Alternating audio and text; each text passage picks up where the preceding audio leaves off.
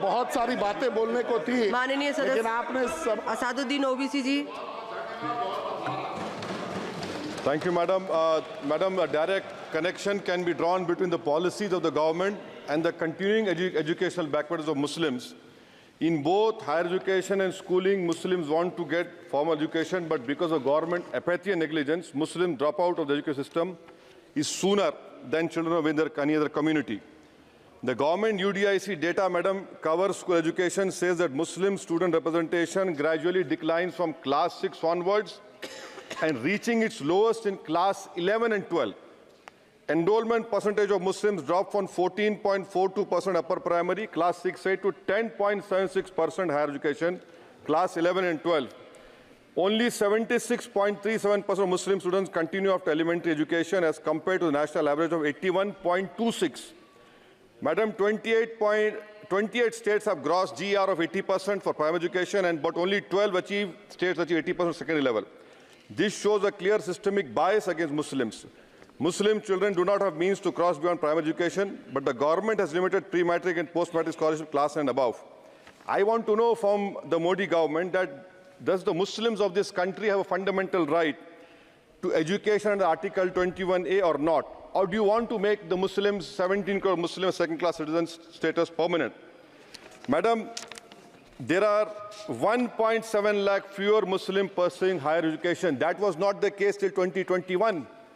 You unleashed your ideology on the biggest minority, and that you see that 1.7 lakh fewer Muslims are pursuing higher education today. And I want to give them some bad news and good news for the nation. Those who say that we Muslims don't teach our girls and oppress our women are wrong. I'm quoting data. I can challenge anyone. Muslim girls are enrolled at school level higher than boys. The gender parity index for the rest of the population is 0.93, but for Muslims it is 0.99. The sad fact is that these girls and boys are not prevented from educating themselves because of some evil Muslim men, in inverted commas, but because of crushing poverty and absence of government support. The honorable this government education policy talks about universal access to education, ensuring universal literacy in India of 2047.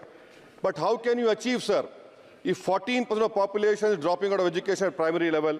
How can you achieve when about 25% of rural youths in the age group of 14 to 18 cannot read a class 2 level text fluently in regional language? And while more than half struggle with division 3-digit by 1-digit problems, a skill usually is expected to achieve in class 3 and 4.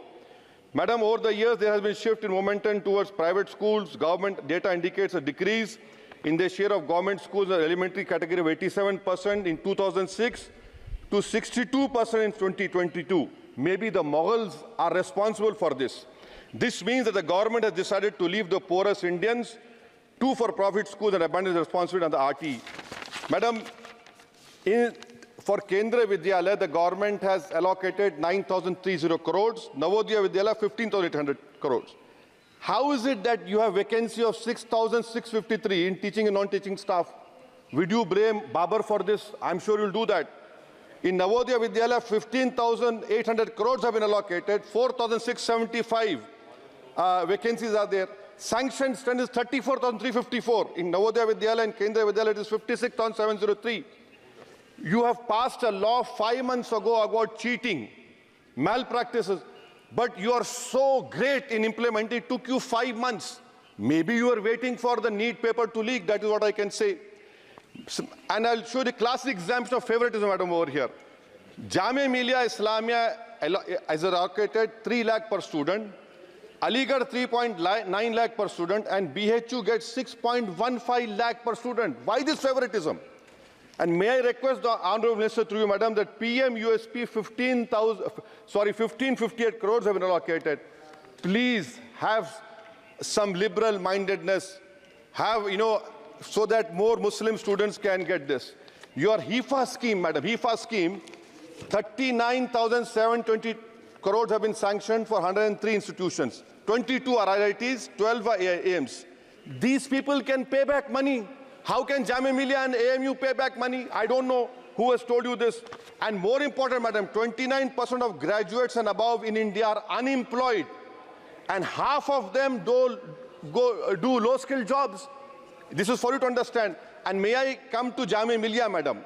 Jamia Millia, you have no permanent vice chancellor. Why is it that a registrar is not even qualified to hold that post?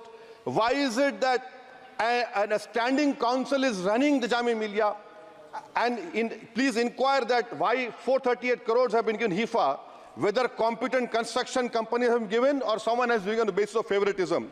How is it, sir, that the present status of 100 years old Jamia Teachers Association, their office has been sealed, their body has been dissolved, there is no funds to run the university, to pay outsourcing staff, to build for building maintenance, no research grant? I demand that registrar and the standing council to be immediately removed.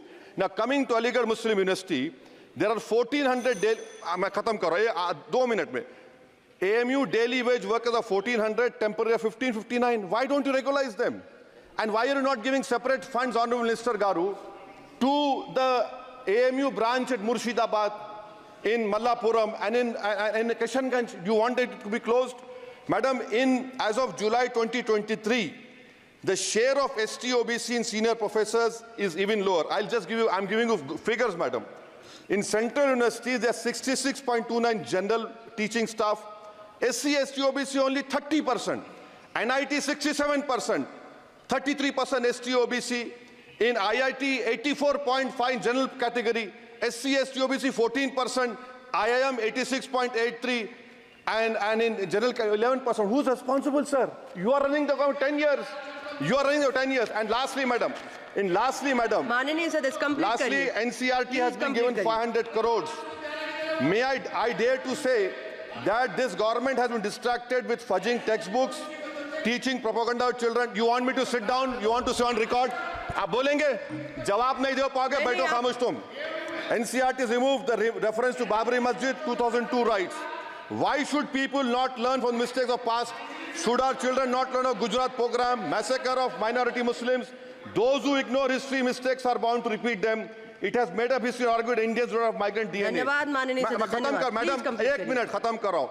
The truth is DNA shows that there are 4 ways of migration in India. Africa, Iran, Southeast Asia, and Astral pasture of the Aryans. There is scientific consensus on this. May I request the Honourable Minister to you, why do you want to hide the killers of Mahatma Gandhi? Do you want to make Godse a freedom fighter? Let the children know who's a Deshbhakt and why are you trying to protect your organization, ideology organization? Madam, in end, I would appeal to the government to fix your priorities. You need to construct more government schools, improve quality of schooling. You need to make active efforts to reduce dropout rate of Muslims. You have a job cut out for you. Do not waste your time. Do not use school textbooks as battleground for petty ideological quarrels. The future of our children depends on quality of education. May I request the Honourable Minister, concentrate on 14% Muslims. You have the highest dropout rate. This nation, we want it to become Viksit Bharat. But if you keep on unleashing ideology of hatred, we cannot become Viksit Bharat. Thank you, madam.